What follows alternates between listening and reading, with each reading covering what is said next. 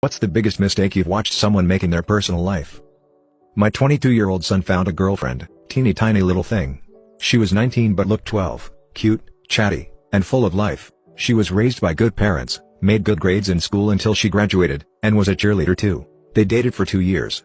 Toward the end of that period, she made some very bad friends and began experimenting with substances. My son didn't want to join her on that road and they broke up. A couple of months later, her parents convinced her to get out of the house she was living in after an arrest, but she refused to live with them. She begged her parents to let her live with me. Came as quite a surprise to me. They had contacted my son and asked him. He said they'd have to ask me. They did and I said yes.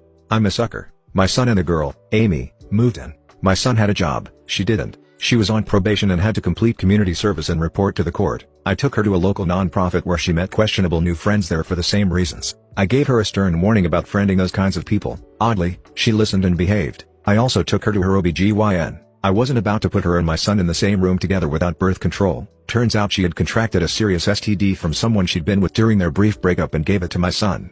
They both had to be treated. Things went well for several months. I helped her get a job as a nurse's aide at a local nursing home. She completed her community service and completed her probation. She became the daughter I never had and I was quite fond of her. There were several times my son annoyed me enough for me to want to kick him out.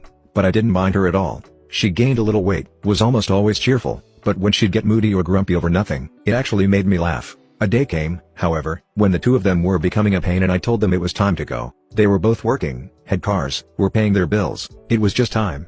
They moved out. That lasted about another 4 months. They broke up, my son moved out, and she moved back to the bad people. I followed her on social media and watched as she grew pale and lost weight. I prayed for her every day and missed her bouncy personality. One morning, one of her friends posted on her social media account a request for prayers. She was driving her best friend to the emergency room. She'd been badly beaten. I contacted her parents who said they'd failed to convince her